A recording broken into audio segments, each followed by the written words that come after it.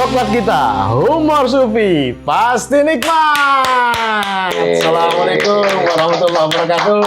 Waalaikumsalam, Gus. Weh, Kang Budi, gimana kabarnya? Apik, tapi di Bandung nih lagi banyak banjir, kayak. Hujan terus menerus ya. Di situ gimana? Gini aja, ini kan sering mati lampu mungkin nanti ya. Dipercepat aja langsung tutup gitu ya.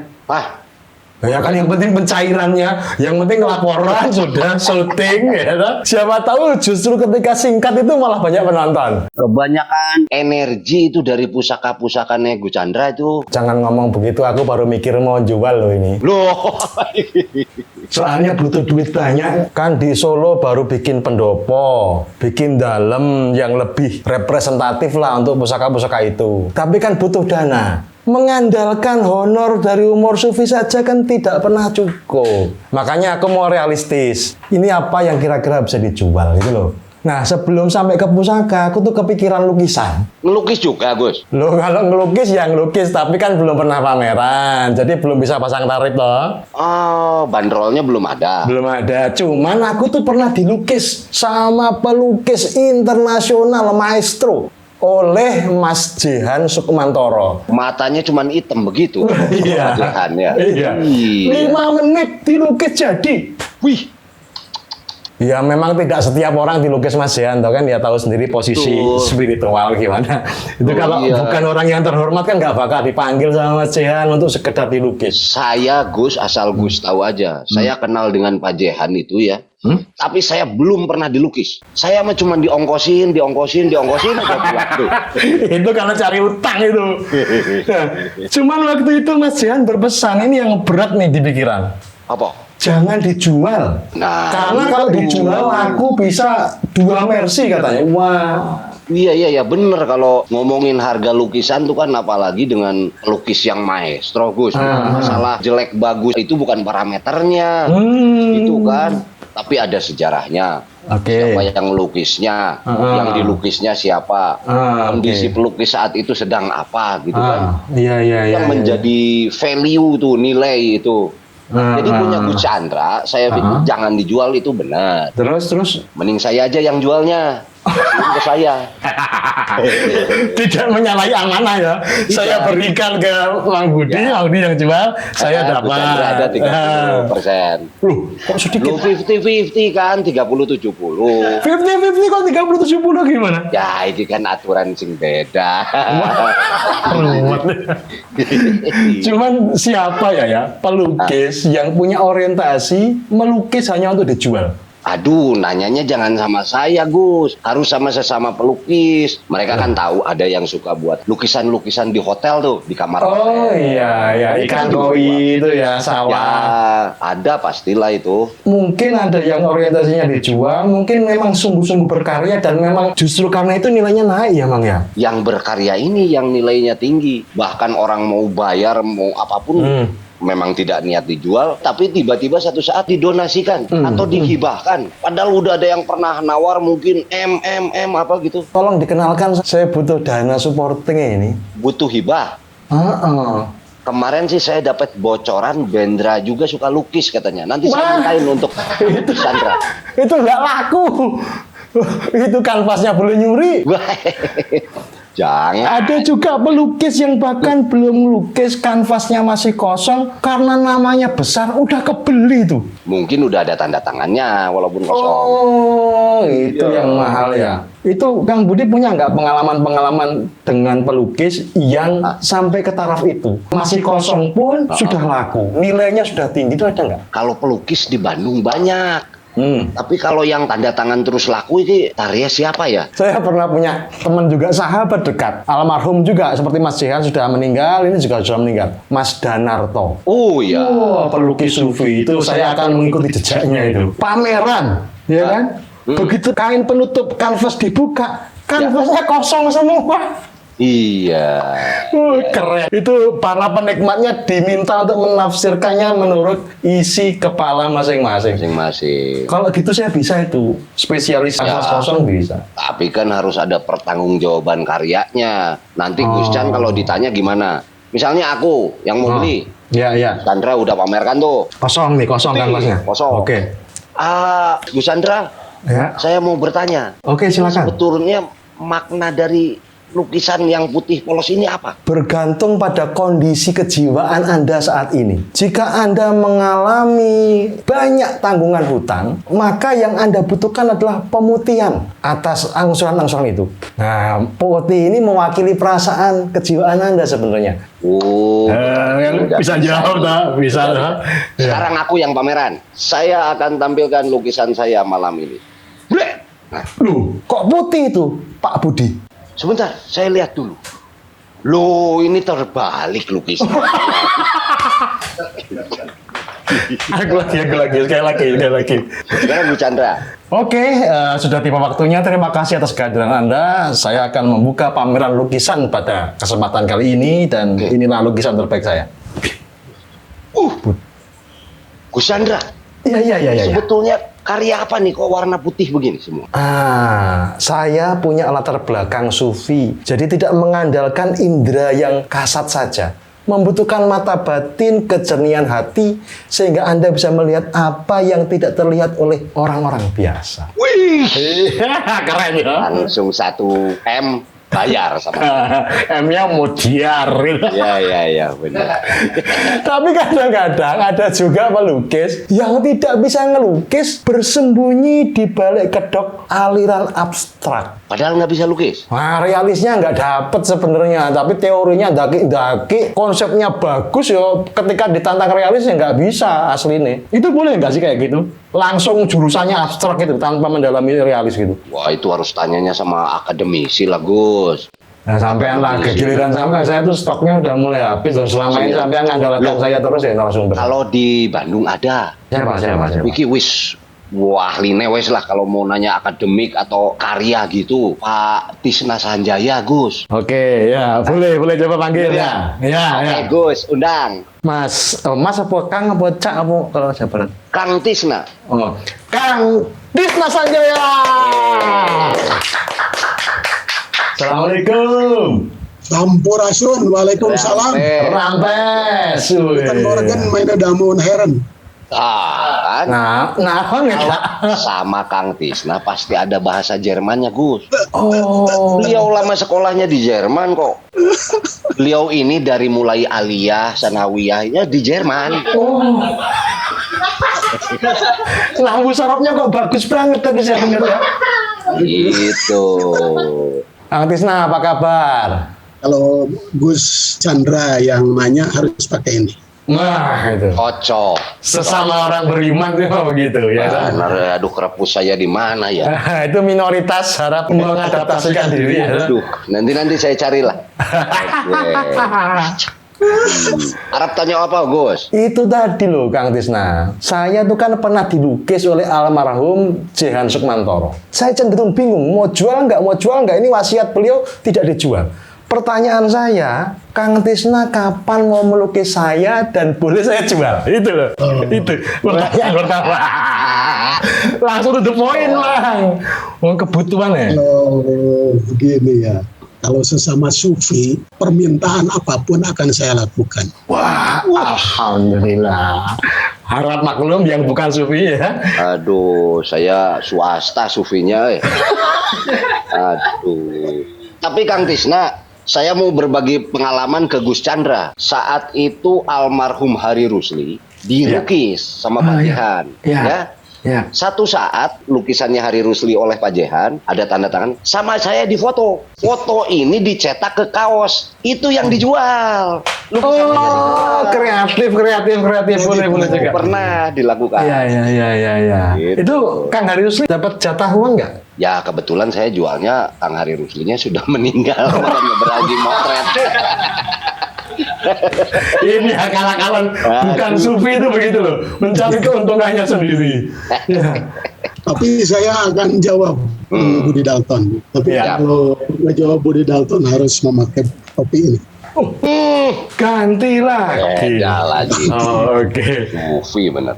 Jadi lukisan Jehan yang melukis Hari Rusli ya, almarhum, terus dieksplorasi di kaos. Saya kira itu jadi karya seni grafis. Itu juga karya seni grafis original. Original. Jadi lukis dengan grafis, sama saja karya seni. Dan kalau orang mengatakan lebih mahal lukisan karena grafis itu digandakan, lebih banyak itu dimiliki oleh publik, justru karya yang berada di ruang publik dan digandakan menjadi karya demokratis. Jadi seninya seni yang berada di masyarakat. Berarti ada seni yang demokratis, ada pula seni yang liberal, ada seni yang monarki gitu ya? Ya bolehlah itu ditafsirkan Boleh ya. Ketika seorang pelukis melukis potret dirinya atau melukis orang lain, itu sebenarnya apa yang dia selami, Kang? Oh, itu kan ketika saya potret itu, saya pernah pameran tunggal ya. Potret diri sebagai kaum munafik di Galeri Nasional 4 tahun yang lalu. Jadi itu sebetulnya refleksi diri, bisa potret diri, bisa juga yang dimaksud potret diri itu kaumnya, bangsanya. Pada waktu itu maaf di Jakarta terjadi rombongan yang menyerbu Jakarta atas nama agama. Jadi saya sebagai kaumnya yang dominan di sini, yang banyak di sini, meminta maaf sebagai self portrait gitu ya. Setuju atau tidak setuju, Bapak Sufi dan Bapak Dalton, itulah ekspresi yang sangat personal dari saya. Selain untuk personal juga untuk publik. Sosial, ya. Kalau Kang Budi belum bisa pameran potret diri kaum munafik, ya bisa dimulai dari mengakui dulu bahwa situ tuh munafik. Saya ini munaroh, Gus, kalau harus terus terang. Iya.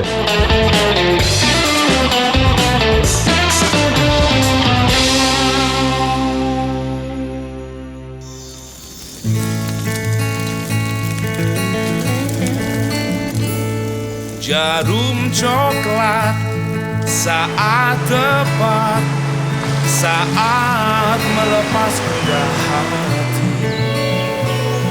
Hanyut dibuai rasa mantap, senang mengenang hati puas. Jarum coklat saat santai larut dalam alam permai. Suasana seimbang tepat, jadi nikmat jarum coklat. Jarum coklat.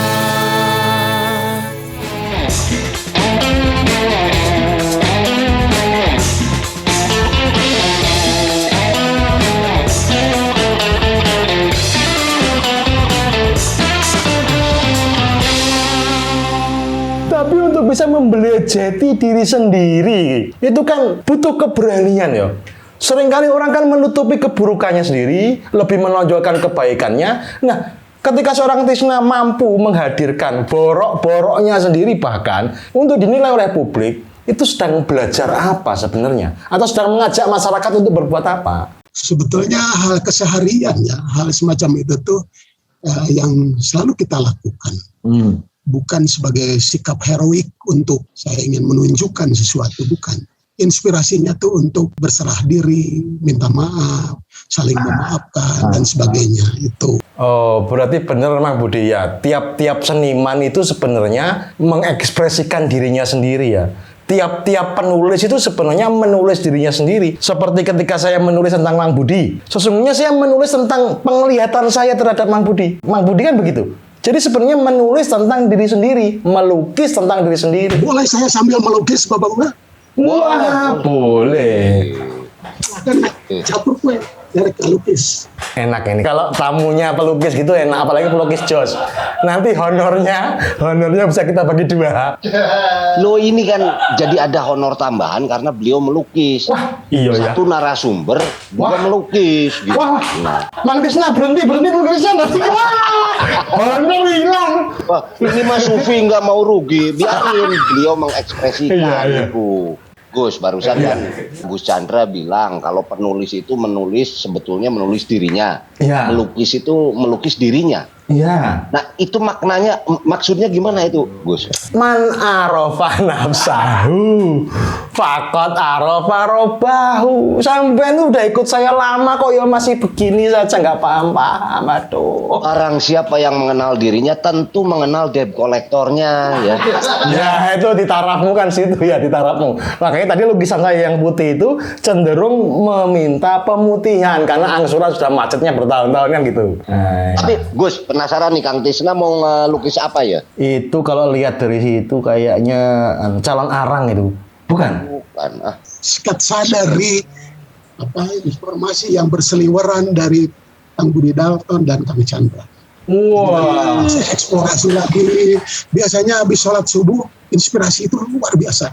Jadi nanti akan saya lanjutkan pada sholat subuh. Wah, siarannya sampai subuh nih. Siaran. Ya. Itu baru mengeksplorasi Budi Dalton sama Chandra Malik digabungkan jadi satu. Ya kita bayangkan saja separuh wajah kiri Chandra Malik, separuh wajah kanan Budi Dalton. Harus saya remuin. Ya kumisnya setengah berarti. Pelukis itu bisa nggak sih membohongi dirinya sendiri? Nah. Ini Itu sudah 50 juta loh, sebagian dari tanggungan kita bisa selesai itu. Kelihatannya ini baru 47,5-an lah. Wah, Bang. ini akan saya sumbangkan buat kalian berdua supaya kalian berdua nanti bisa umroh. Amin. Waduh. Amin. Wah. Mang Budi, saya ingatkan jenengan jangan umroh nanti malah kualat. Ya. Biar saya sendiri saja yang berangkat. Ya. Gus, tapi saya ngingetin loh. Nanti Gus Chandra kalau jumroh nanti itu kan melempar setan. Jangan difoto ya, banyak orang yang saya jumroh terus tiba-tiba selfie dengan setan. Jangan ya. Jangan ingin selfie. Iya. Mang Budi, bisa nggak atau boleh nggak seniman itu mendustai dirinya sendiri?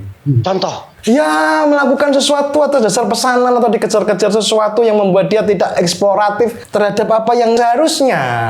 Justru ini Gus, saya ini ingin nanya ke Kang Tisna itu melanjutkan pertanyaan barusan. Ada contoh misal para pelukis anu di Jelekong Kang Tisna. Nah, mereka kan melukis ya dari tahun 60-an katanya mah.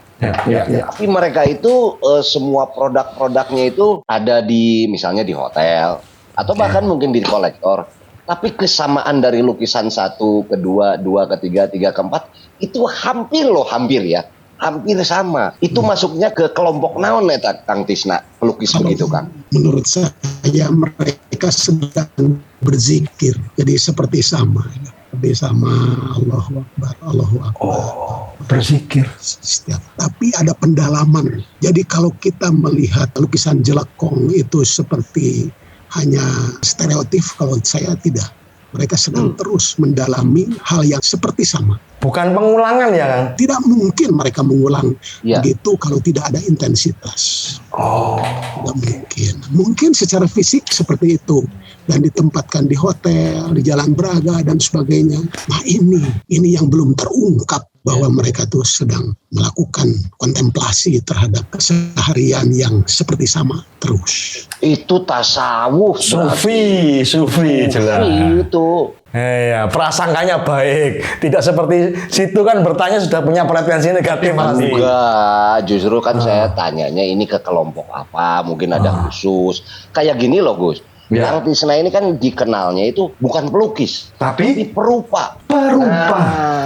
Apa bedanya antara pelukis sama perupa? Sebetulnya itu kan terjadinya segmentasi ya, pengkotak-kotakan terhadap seni itu akibat dagang juga ya. Perguruan tinggi itu dagang juga, lukis, grafis, patung, keramik. Terus ada yang mahiwal sedikit masuk intermedia membuat pengkotak-kotakan itu. Padahal terutama di seni-seni tradisi itu tidak ada pengkotak-kotakan itu. Wayang, calung, angklung, terus ronggeng gunung, reak, belat dan sebagainya itu dasar wawe. Kategorisasi itu karena memenuhi kehendak Barat sehingga Timur tidak bisa mempertahankan prinsipnya atau bagaimana? Kalau menurut saya ada lengah ya di dalam bidang pendidikan itu. Oke. Nah, lengah, terus beberapa orang pendirinya merasa nyaman dengan pengkotak-kotakan itu. Padahal ada proses perubahan yang sebetulnya di tradisi kita ini seni itu menjadi peristiwa kebudayaan. Boleh fokus jadi gitaris, drummer kayak Om Budi Dalton. Tapi Kang Budi kan si musik tadi dilebarkan menjadi peristiwa ngobat, tukang motor, kesana semari dan sebagainya. Sehingga Lebar jadi ya. Jadi tidak dikerdilkan. Hanya itu saja gitu ya. Ya coba aja lihat di perguruan tinggi kita kan bosen ya. Kalau ditanya mahasiswa, apalagi kalau ujian, apa latar belakangnya, acuannya apa, nggak usah dibaca juga pasti seperti itu. Dari 10 mahasiswa sama metodenya itu, bahkan kebentuknya, bahkan marketnya dan sebagainya. Kalau saya ini harus ada perubahan oleh para sofistik ini. Mungkin itu bukan sama, Mang. Mungkin itu sedang kontemplasi, sedang berzikir.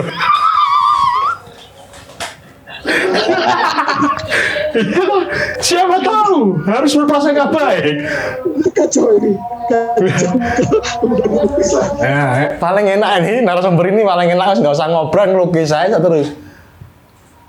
Mang Budi, ketika kemudian berhadapan dengan pangsa pasar, kita harus memenuhinya atau kita harus bisa menjaga prinsip bahwa laku nggak laku yang penting gua ekspresionis, mengekspresikan kegelisahan dalam hati atau gimana? Nilai komprominya sampai sejauh apa yang harus kita Ini penuhi? ada dua katanya istilahnya tuh. Ada orang yang memang cek Sunda mengigelan zaman ya, mengikuti zaman karena memang tadi permintaan gitu ya, sehingga dia kesampingkan idealisnya tadilah sebut aja begitu. Iya. Ada juga dia yang tidak mengikuti zaman, dia tetap idealis, tapi jadi dia tidak bisa makan. Oke, ya. Itu agak sulit juga. Apalagi kalau idealis ini dari ideal ini dari idiom. Idiom itu hampir dekat juga dengan idiot gitu. Beda ya? Ya, artinya sehebat-hebatnya orang idealis ini, mungkin ada juga tetap orang yang memang menginginkan karyanya itu. Jalan tengah dong, kadang-kadang ngamen lah gitu kan untuk makan, tapi kadang-kadang juga harus ada yang idealisme yang dijaga. Pada saat senimannya ini melebarkan satu hal yang memang bisa untuk dijual, sebutlah tadi kata Kang Tisna, ya sudah saya akan jual grafisnya aja. Itu juga kan sudah kompromi. Sebetulnya. Jadi lukisan aslinya tetap ada di ruangan. Ayat yang melandasi itu. Carilah ilmu sampai ke negeri Cina. Nah, itu. Nah, ini tanda, Gus, cirinya Kang Tisna kurang bergaul. Carilah ilmu sampai ke negeri Cina. Sekarang ini sudah sistem zonasi. Boro-boro ke negeri Cina, keluar kelurahan aja nggak boleh kita sekolah. Harus tes PCR dulu. Intinya begini, kaki yang satu terus eksplorasi secara estetik. Tapi di sisi lain, kaki yang satu lagi harus mampu kita berdialog dengan berbagai kalangan, termasuk dengan kolektor, dengan berbagai hal. Harus, dan sesudah itu terjadi, harus dibuka untuk publik, tidak untuk diri sendiri. Oke. Nah, ini. Jadi sah, Gus. Ya Kang Tisnanya, jadi sah saja kan kita bernegosiasi juga dengan para pelaku kapital kan? Harus bahkan itu. Ketika sampai di tangan kolektor, kemudian menjadi tafsir yang berbeda atau sama sekali baru lain dari pengkaryanya, itu Kang Tisna pendapatnya gimana? Persoalannya harus ada juga ya mekanisme, makanya ada kurator, ada kritikus dan sebagainya, sehingga seni ini bisa ditulis menjadi produk keilmuan dan sebagainya. Nah, ketika misalkan si seni yang kita eksplorasi sebuah sikap terhadap situasi keadaan, terus tiba-tiba dipatahkan, dibelokkan, tentu saja harus ada pembelaan di situ. Karena apa yang kita kerjakan kan bukan untuk main-main. Tidak pernah benar-benar ada beli putus ya, Kang ya? Ya kalau seni serius seperti itu, kecuali kalau kita main-main. Ya. Di sini sudah adzan, tempatnya Kang Tisna adzan, Mang Budi doang yang nggak ada adzannya. Udah selesai di sini. Udah ya? Udah selesai. Gimana? Yo. Cuman sholatnya nanti saya beres ini baru. Oke. Ya. Lanjut. Pasca Kang Tisna ini pulang studi dari Jerman, Kang. Nah ini salaresna apa sih yang membedakan Kang seni yang diperdalam ku Kang Tisna di Jerman dengan di Indonesia, Kang? Yang sangat signifikan gitulah. Secara spesifik seni grafis dan mentalitas sikap temuan-temuan mereka kan kalau berkarya seni serius dilebarkan tadi itu menjadi gerakan kebudayaan ya, dari hal kecil mencetak itu menjadi dari Gutenberg menjadi digital sampai sekarang itu kemana-mana. Saya pelajari itu. Tapi setelah saya pulang ke Indonesia, untuk memanggul mesin dari Jerman yang dengan kertasnya yang harus Hanemuller, tintanya harus dari sana dan sebagainya ya.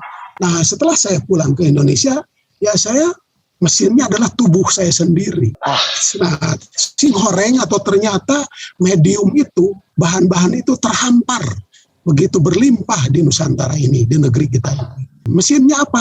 Mesinnya ya bukan mesin itu saja ya, karena itu sudah hatam, sudah saya tamat pelajari.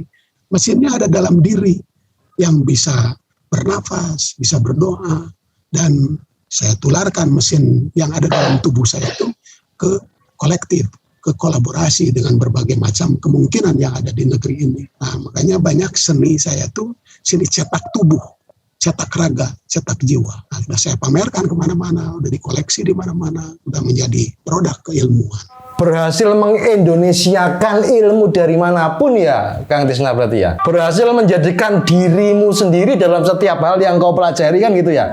Ya, betul. Oke. Pencapaian Mang Budi sudah sampai tahap itu belum? Lukisan saya belum laku. Wah, Kebetulan. kejauhan berarti ya. Saya lebih dari itu, Gus.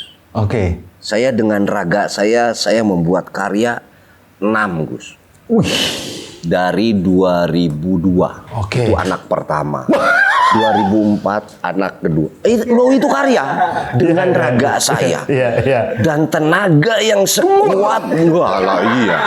Kalau lemes ora dadi. Oke, baiklah. Itu ada tanda tangannya nggak tuh? Kadang-kadang ada yang uprat-apret sih. Aduh. Ya, mohon dimaafkan Kang Tisna, memang kemampuan kok saya masih segitu. Aduh. Nah, itu yang saya pelajari juga teori dari Joseph Beuys. Ada teorinya.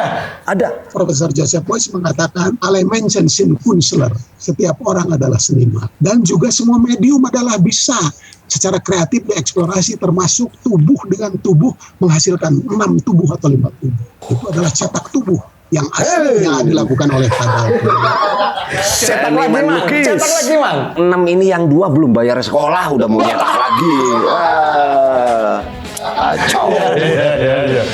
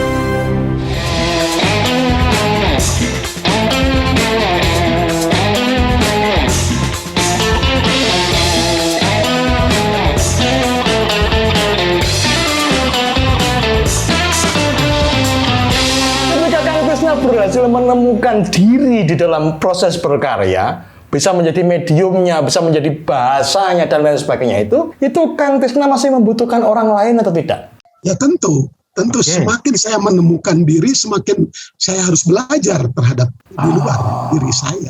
Semakin kosong.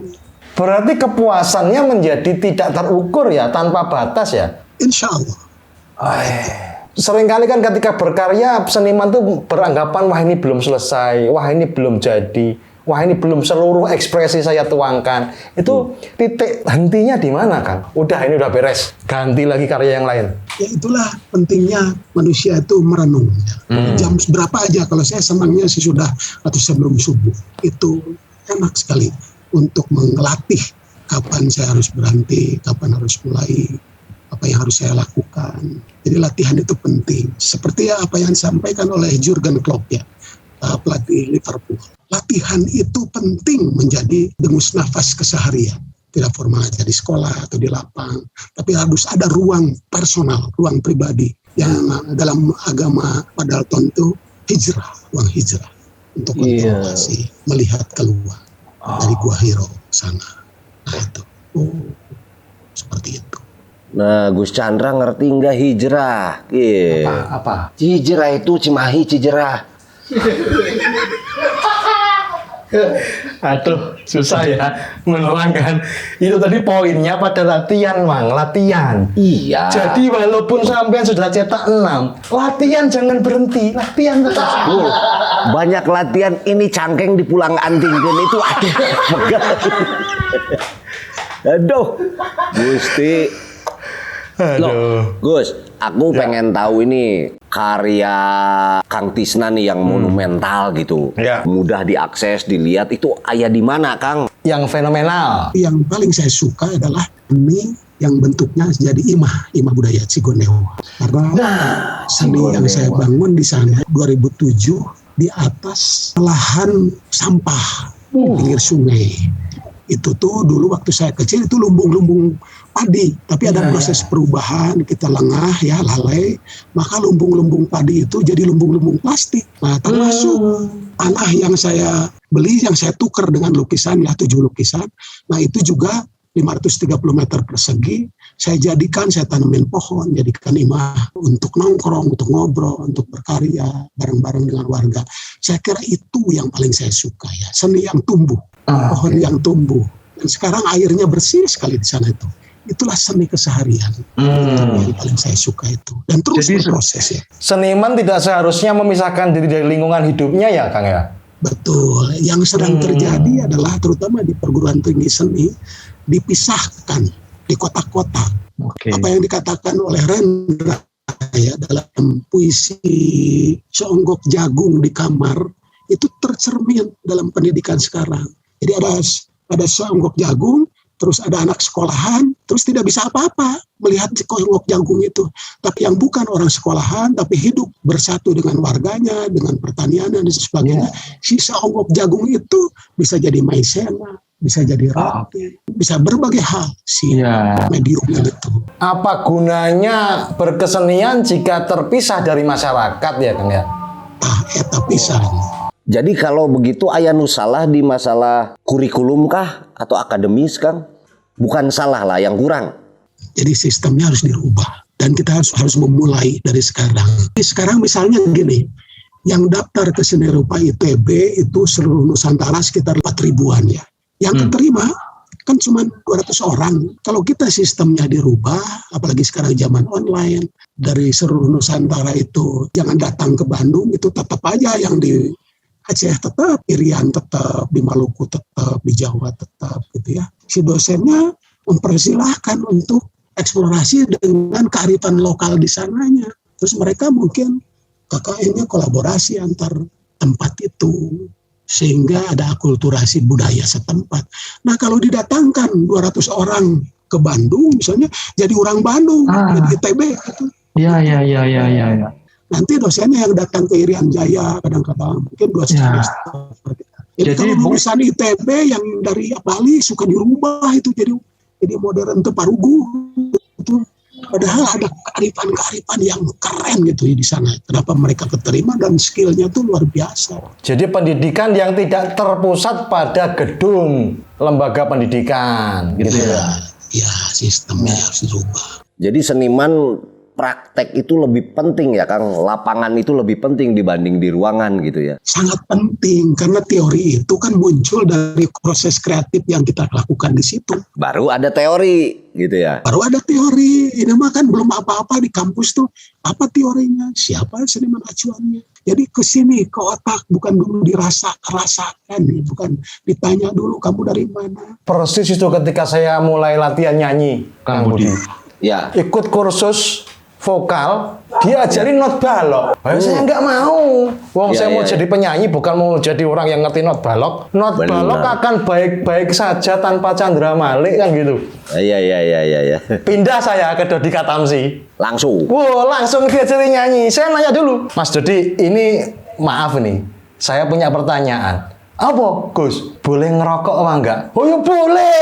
Wah, setuju saya kursus di sini gitu ya. Intinya pada menjadi diri sendiri. Ya. Walaupun ada ketentuan umum, tidak boleh merokok, tidak boleh minum dingin, tidak boleh makan gorengan dan lain sebagainya, itu ketentuan umum. Nanti harus kembali pada diri kita sendiri, mana yang berlaku pada diri kita. Jangan-jangan teori itu juga begitu.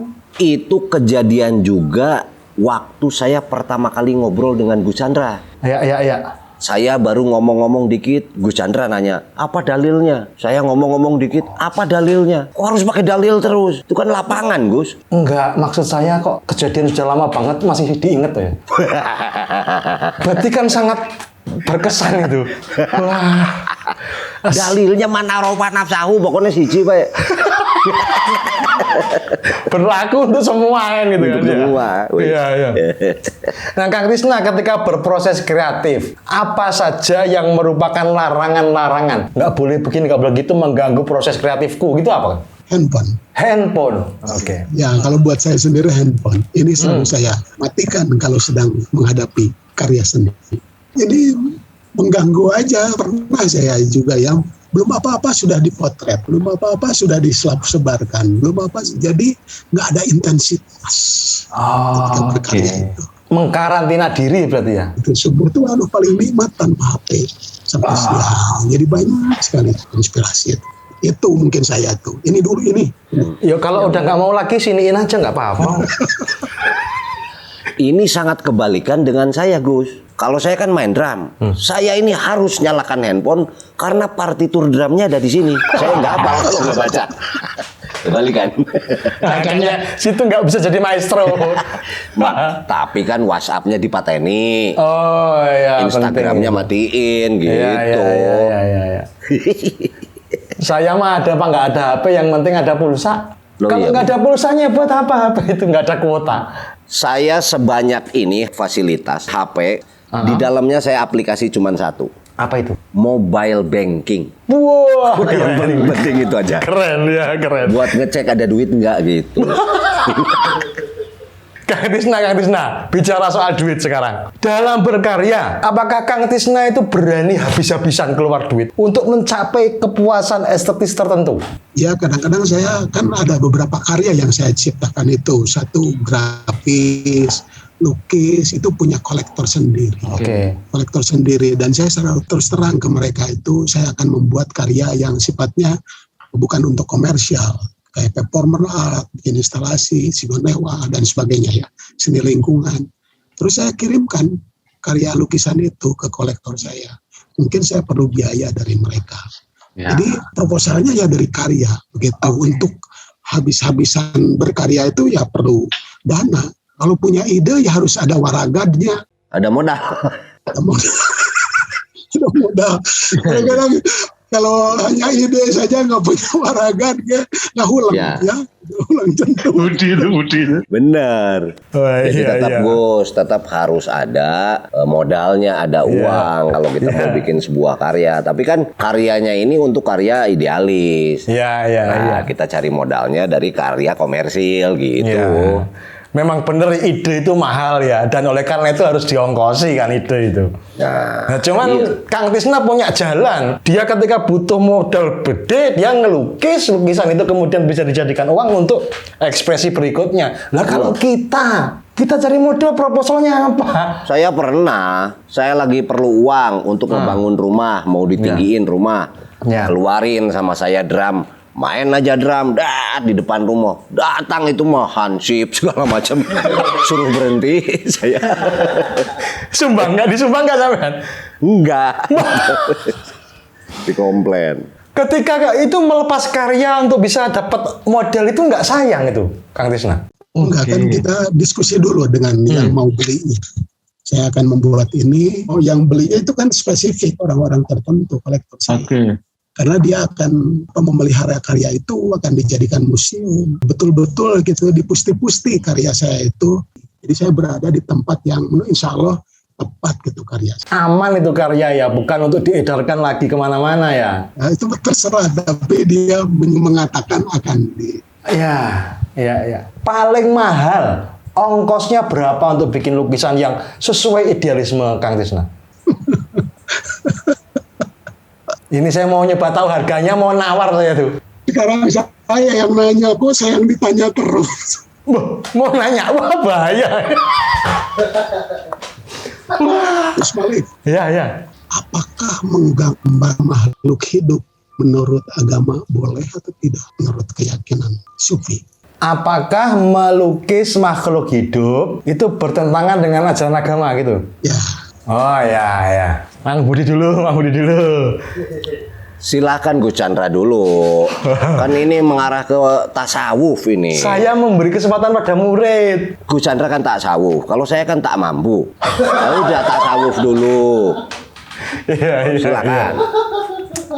Memang ada hadis yang mengatakan menerangkan larangan melukis makhluk hidup, makhluk yang bernyawa. Karena dikhawatirkan malaikat tidak mau masuk ke rumah itu. Ada dalilnya. Tapi kita perlu tahu posisi hukum.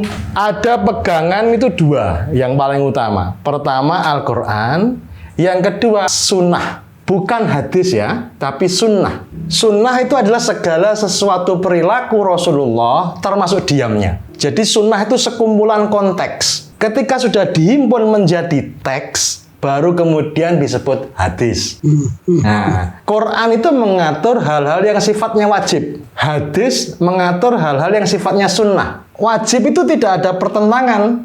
A ya A, B ya B, ya iya, tidak ya tidak. Namanya wajib.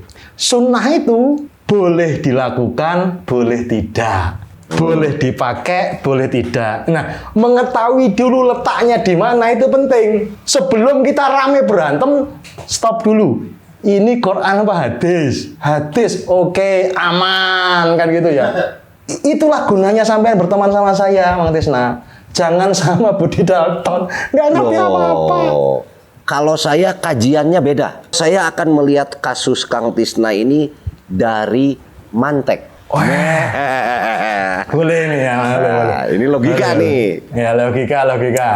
Ternyata banyak beberapa guha-guha, bahkan mungkin di Gua Hiro juga ada lukisan-lukisan di sana yang menggambarkan sasatoan. Yang ngelukisnya sih nggak tahu siapa, tapi kan lokasinya ada di sekitar Timur Tengah juga. Mungkin yang melukisnya itu pada saat dia mau melukis, saya mah sunnah, bukan dari Quran. Boleh naik kelas ya toh. Ada juga manteknya, ada juga kalau saya ada. Ada. Gimana? Kalau malaikat kemudian tidak berani masuk, aman berarti situ. Nggak bakal dicabut nyawamu, wong malaikat nggak berani masuk. Lah iya. Umurmu panjang ya. Iya benar ya. Masuk iya malaikat takut. Tapi saya pernah kejadian. Kang Tisna waktu zaman kecil ngelukis kuda gitu kan, kotak apa. Saya dibilanginnya gitu. Tuh menang agama nukieu. Nggak boleh karena malaikat nanti nggak masuk. Tidak boleh melukis makhluk hidup. Saya balik nanya, emang ada kuda yang kotak perutnya? Ya nggak ada. Ya iya ada ini, mah kuda lumbing saya bilang. Ada lagi tafsir berikutnya. Yang dilarang itu melukis makhluk hidup. Melukis kanvas nggak apa-apa. Ada kuda. Nah, kuda di mana ITB kan banyak kuda tuh. Wah, diparani, disamperin sama Mang Tisna. Wah, dilukis ya, ditendang sama kuda situ. Ya benar. Ayo apa? Pinter-pinteran. Hancur. Jadi saya merasa saya bersalah kalau gini. Iya. Karena kan saya tubuhnya ada. Jadi saya pernah juga. Kamu tidak boleh melukis tubuh kamu itu. Bapak ini baca majalah nggak? Kenapa? Ini bukan lukisan, ini tato. Beda lagi ya.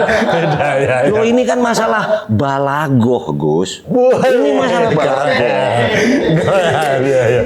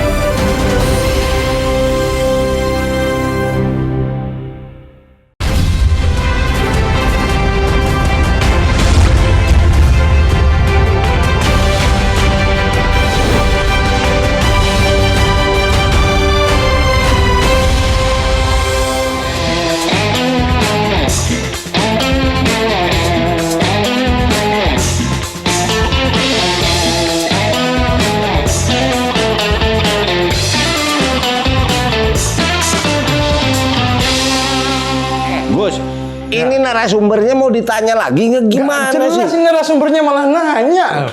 Iya, iya. Aku nanya lagi. Gus, Ya. saya kan kadang-kadang suka melukis sambil performance art dan sambil baca sholawat yang diberikan oleh orang tua saya. Sholawat kojo lah bahasa Sunda nama. Ya. Dan sholawatnya cuma bisa yang itu aja. Yaitu sholawat Maria. Jadi sambil melukis Allahumma sholli sholatan kamilatan wa salim salaman taman ala syahidina Muhammadin iladitan. Nah, itu boleh tidak Gus Dalton? Apa-apa atau itu bid'ah tidak? Karena saya suka dicampurkan dengan kemenyan, dicampurkan dengan itu. Gitu. Jawab. Selama niat kita dan pengucapan tidak salah itu boleh. Kalau tiba-tiba kita Allahumma sholli sholatan Kalimantan, nah itu salah. Jangan sampai begitu. Ya niat kita kan sudah baik sambil sholawatan ya. Terus ada seninya di situ gitu. Loh boleh. Boleh. Jangan diplesetkan, jangan keliru baca gitu ya. Jadi tidak konsentrasi lah salawatnya kan sambil ngelukis atau performan gitu. Jadi tidak tetap harus konsentrasi, jangan salah. Nah itu. Saya jawab. yang nanya Tisna aja. Oh iya jawab. Maestro yang nanya ya. Wah itu bid'ah. Wah nanti dulu Bung. Nah. Bid'ah itu apa? Bid'ah itu segala sesuatu yang tidak ada di zaman Rasulullah. Tidak ada. Dapurmu yang nggak ada waktu zaman Rasulullah. Iya. Ya, kamu kan juga nggak ada. Nggak ada. Zaman Rasulullah. Berarti adanya Budi Dalton itu bid'ah. Loh iya ya. Tapi Gus ini bener loh. Saya sedikit-sedikit ya lagi pakai inilah melakukan sesuatu. Tiba-tiba ada teman saya. Nggak boleh bid'ah. Kok teman saya ini dikit-dikit bid'ah, dikit-dikit bid'ah. Kok bid'ah dikit-dikit saya bilang.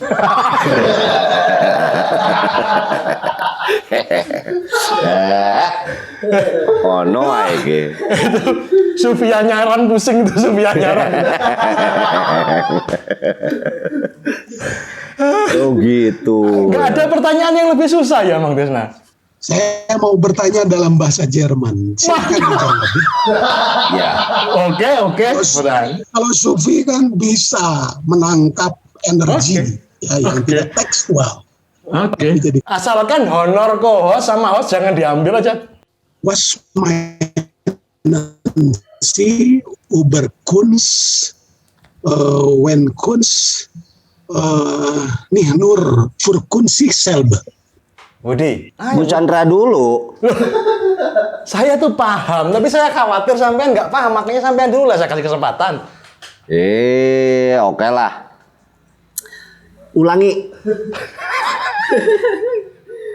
Ya, dengar ini. Was meinen Sie, mein du über Kunst, wenn Kunst nicht nur als Kunst sich selber. Mein Name ist Budi Dalton. Ich komme abstruklich aus Indonesia und bin Künstlerin. 100. Bisa ternyata ya. Ya iso. Benar. Coba. Gus Chandra sekarang bahasa Bahrain. Idem. Idem deto. Nah, berarti Gus Chandra ini kurang sufi. Wah. Loh, kalau sufi pas tadi Kang Tisna ngomong, itu sekarang bisa direkam lewat speaker langsung ditranslate loh. Kita tinggal baca. Gimana? Aduh. Sufi itu mematikan HP. Download dulu. Sufi mematikan HP, Mang. Nah. Ini gimana? Itu loh. Curang kasih banget. tahu rahasia gitu. Ntar dulu Gus. Saya jadi pengen nanya ini masalah karya ada yang monumental Kang Ti. Kok pada ini ya? Freeze dua-duanya. Nah, itu imanmu yang kurang, Pak. Bu Chandra tuh sinyalnya, Kang Tisna juga. Kang Tisna juga. Oke. Oh, yang saya yang jelek. Dari dulu. Kang Tisna ini kan ada, saya lihat naon aya seeng teh Kang. Bikin karya apa tuh? Banyak seengnya, ada selang-selangnya, karya instalasi lah mungkin ya. Ya. Maknanya naon eta teh Kang? Itu ekspresi dari apa gitu Kang? Karya itu pernah dipamerkan di Pusat Kebudayaan Belanda di Erasmus 6 tahun yang lalu. Pembukaannya bersamaan dengan Idul Adha. Aneh sekali itu, tapi alhamdulillah datang. Nah, makna dari seeng itu yang disatukan dengan di atasnya ada air ya, galon-galon air, aqua dan sebagainya, itu teh simbolik Kang Dalton. Si air yang ada di tempat kita ini, sumber-sumber mata air sudah diambil alih oleh perusahaan. Tapi si seeng, si tradisi kita tuh sebetulnya tidak akan hilang. Tidak akan tersisih, terus saja berdekup. Karena di bawahnya ada, saya simpan instalasinya dengan kompor buatan dari Tasikmalaya. Kompornya dinyalain, di dalam seengnya ada makanan-makanan tradisi seperti sampe, wi, dan sebagainya. Sehingga di instalasi itu ketika di Erasmus Swiss, di atas seperti di hegemoni ya, oleh kapital dan politik, karena simbolnya adalah naga waktu itu, yang akan memakan seeng-seeng tradisi kita ini. Tapi sebetulnya kekuatan masih kuat di bawah. Pertanyaan saya, seeng itu apa? Dandang, Gus. Oh, dandang. Ya. Itu besar sekali, Gus.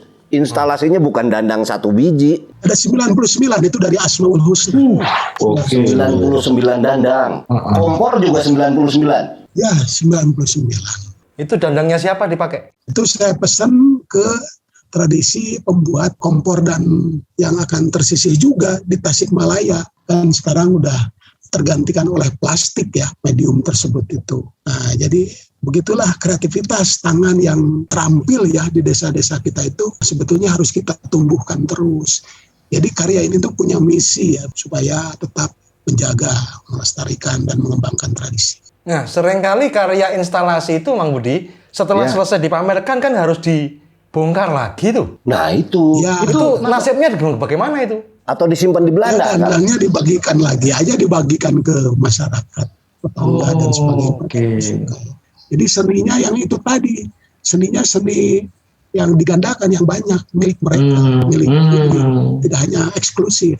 Ketika peristiwa-peristiwa politik, sosial, ekonomi, dan sebagainya dirangkai dalam bahasa simbol seorang perupa, banyak nggak yang harus di-dismiss gitu? Kita harus memilih fokus. Itu gimana cara memilihnya? Ya, kalau menurut saya harus jelas dulu pembacaan situasi sosial politik kebudayaan yang sedang terjadi.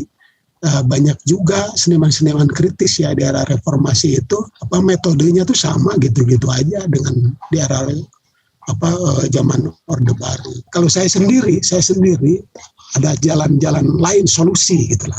Ketika saya di Cigonewa ada proses perubahan, banyak sekali kapital yang masuk di sana sehingga rusak, tidak dengan cara-cara perlawanan yang sama dengan dulu. Tapi bagaimana kita ngobrol dengan lurah, dengan camat, dengan berbagai pihak ya, untuk supaya ada jalan baru ya dari proses perubahan ini. Nah, kalau dulu memang musuhnya bersama gitu, tapi kalau sekarang harus banyak metode karena itu harus jadi produk keilmuan nanti untuk anak cucu kita ya, tradisi kritis ini. Ya, harus punya daya dorong terhadap perubahan ya. Jangan sampai karya hanya berhenti sebagai karya, tapi tidak berbekas apapun bagi masyarakat ya. Ya, kalau menurut saya harus ada strategi budaya di senimannya itu ya. Itu tidak hanya ekspresi personal, udah selesai. Kalau itu mau masuk ke tradisi kritik ya, tadi pertanyaannya kan kritik terhadap situasi sosial politik. Kalau saya harus ada strategi di belakangnya. Misalnya karya saya sekarang di Bioskop Dian. Di Bioskop Dian kan itu representasi dari gedung yang sangat indah, terus tiba-tiba terbengkalai. Padahal 1 jengkal dari gedung itu tempat wali kota, nyebrang ada alun-alun, ada masjid, ada gedung Merdeka. Ada tukang bakso, Kang. Semuanya ada di sini. Nah, apa yang bisa kita lakukan sebagai seniman, budayawan, Nah, itu prosesnya panjang, memang harus ngobrol dengan ini, dengan itu, dengan ini. Ini mungkin yang membuat Kang Tisna mendapatkan anugerah kebudayaan itu, Mang Budi. Itu. Selalu punya strategi kebudayaan. Gitu. Iya. Tapi kita apa bisa berharap hanya dari seorang Tisna Sanjaya? Regenerasinya gimana, Kang? Iya, kalau saya tadi bagaimana pendidikan yang bisa tidak terpisah dengan lingkungan, dengan kehidupan sehari-hari dan sebagainya. Jadi pendidikan seni yang bermanfaat lah, baik untuk diri sendiri, untuk secara metafor, secara simbolik, maupun yang hubungannya dengan kehidupan. itu yang mesti jadi teladan dari kita orang tua ya untuk generasi berikutnya. Tapi nanti dulu Kang Budi, jangan-jangan ini karena Kang Tisna udah maestro, sehingga bisa enak aja ngomong begitu. Kalau pelukis-pelukis atau perupa yang belum jadi, terlalu banyak pengorbanannya untuk masyarakat, ya gimana Kang Budi? Ya itu balik lagi, tapi pada saat mereka mendalami nilai, maka upah yang dimaksud adalah reward yang didapatkan itu tentunya kapital. Tadi kan contohnya yang di Jelekong. Pelukis-pelukis hebat ini setahu saya ya, kemarin baru ngobrol dari sana, sebetulnya kita membahas wayang. Tapi tiba-tiba nasi ngomongkeun Jelekong teh wayang wae cenah. Kan aya lukisan di dinya.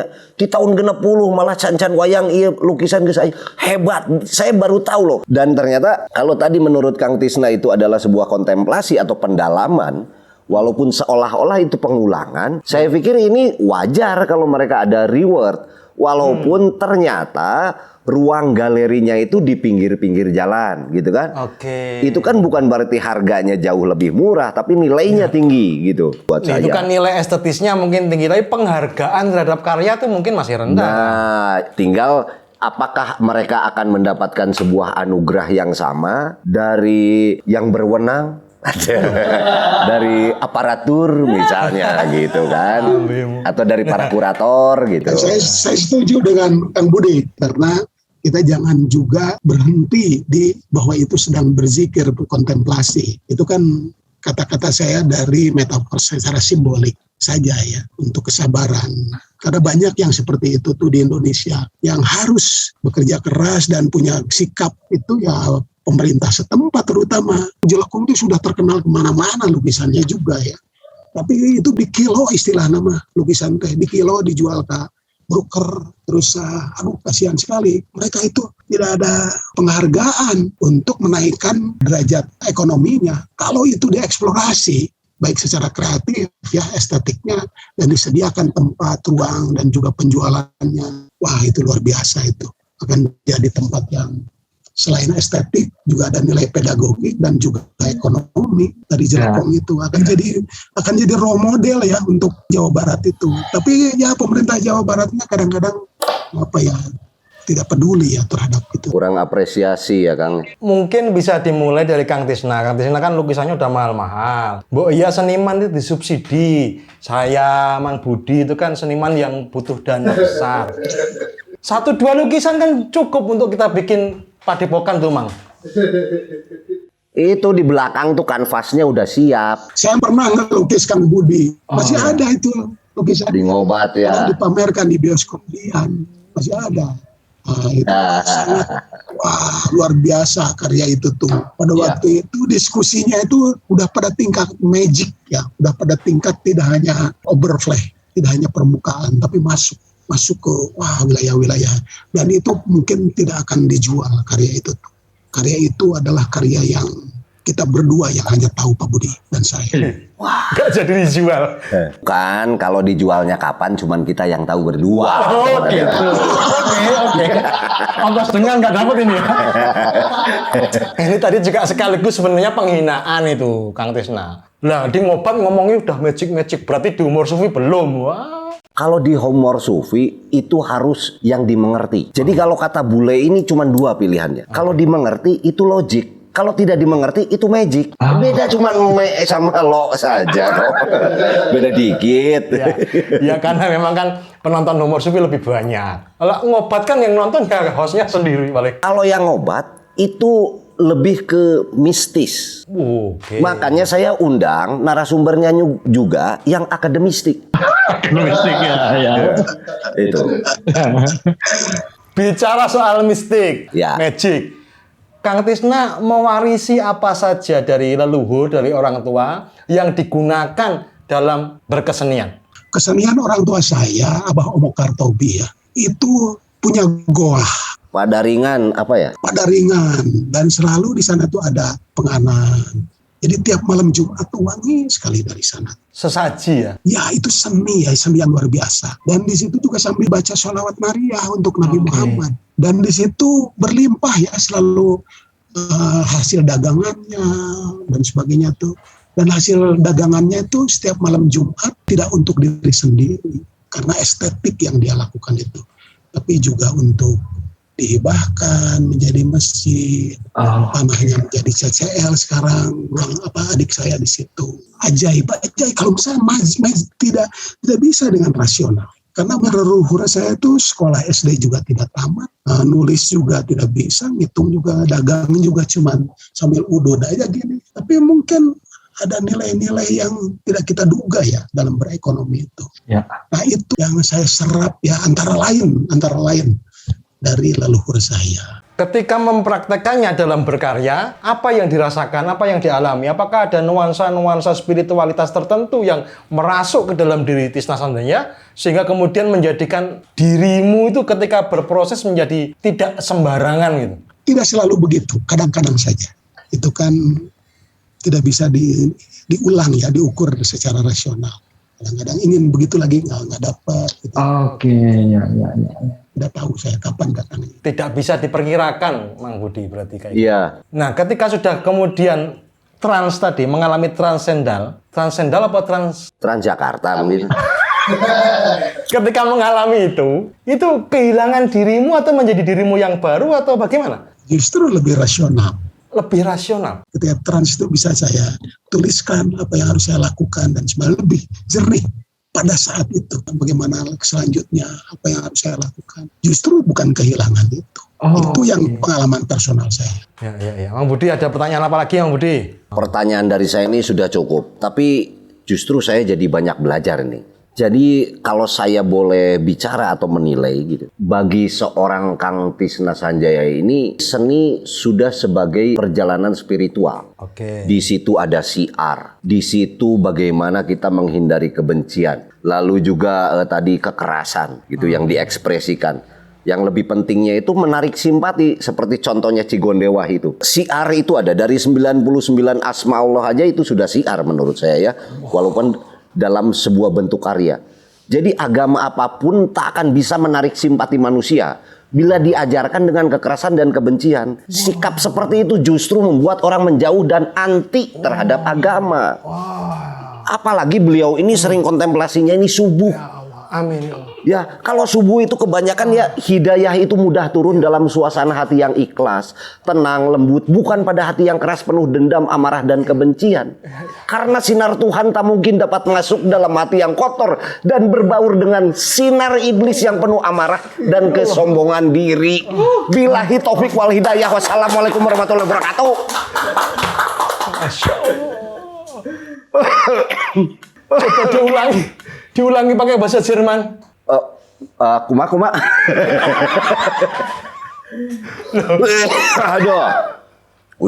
Saya udah nggak mau bertanya, Gus. Wis Ambon ya. Wis. Iya. Saya tadi nanya ketika mengalami trans tadi apakah menjadi dirimu yang baru itu maksud saya jangan-jangan ketika itu kemasukan kabayan gitu loh. Nah, Tisna Sanjaya kan juga kabayan. Itu sisi lain dari Tisna Sanjaya. Oh iya benar. Itu ceritanya gimana kok bisa sampai ke kabayan itu? Ngamen yang keterusan atau gimana? Itu ada dari STV Kompas. Datang ke saya ke kampus Sinova dan kawan-kawan, Kang kita mau bikin acara katanya STV Kompas, acaranya si kabayan, kabayan nyintrek. Terus ya Kang yang jadi kabayan, wah saya mati lucu-lucu acan kayak gitu. Ya tapi ya udah gitu aja, nggak usah melucu. Ya udah, terus apa skenarionya dan sebagainya. Ya udah kita intuitif aja. Paling juga temanya tentang lingkungan, tentang kemacetan, situasi sosial, politik dan sebagainya. Yang intinya si kabayan itu adalah saya yang hanya host sebentar aja, terus udah gitu yang mereka yang bicara. Oh gitu, ya. Kalau Mang Budi, pertanyaan terakhir saya ke Mang Budi, kabayan itu harus bagaimana?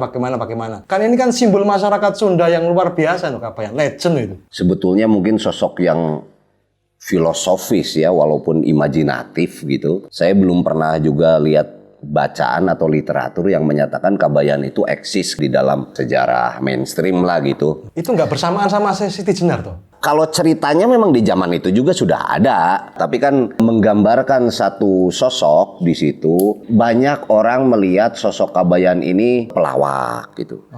Justru ada kecerdasan di balik keluguannya beliau, karena bentuk-bentuk penyampaiannya itu dengan kalau bahasa kerennya metodologi lemur gitu. Tidak jadi sok kebarat-baratan, padahal dia sangat paham mengenai itu gitu.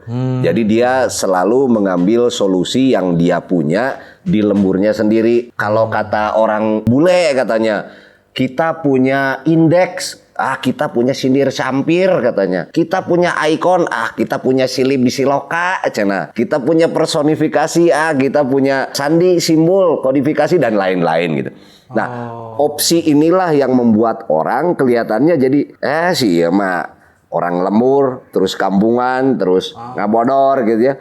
Padahal dari simbolnya beliau berpakaian hitam-hitam saja itu sudah nilai-nilai filosofi yang dalam kalau di dalam budaya Sunda gitu. Jadi kembali lagi kalau Kabayan ini kita melihatnya sebagai sosok figur saja, akhirnya orang hanya menilai dia sebagai orang Sunda nusok ngabodor gitu ya, kurang lebih. Tapi kalau kita dalami dari nilai-nilai yang ada di dalam diri Kabayan itu, dia ini sang pencerah juga. Banyak sekali enlightenment yang saya dapatkan dari sosok Kabayan ini. Gitu loh, saya pikir mungkin Budak Angon, Ratu Adil, kata Satrio Piningit atau apapun itu kan orang-orang yang mengembalikan spirit-spirit kearifan lokal ya. Local wisdom katanya gitu. Di zaman saat ini. Jadi orang yang sudah paham kalau kata orang Sunda bagaimana ngigel, bagaimana ngigelkeun, bagaimana ngigelan zaman. Itu sosok Kabayan. Cocok berarti ya? Cocok. Orang Jawa boleh nggak jadi Kabayan? Boleh, Gus Chandra boleh jadi Kababayan, boleh. Kababayan tuh kapicirit kalau kata orang Indonesia. Gus, ada satu pertanyaan buat Gus Chandra. Tadi Kang Tisna mengingatkan saya nih, dari obrolan Kang Tisna tuh ada istilah goah atau padaringan. Orang tua dulu tuh punya satu ruang, Gus ya.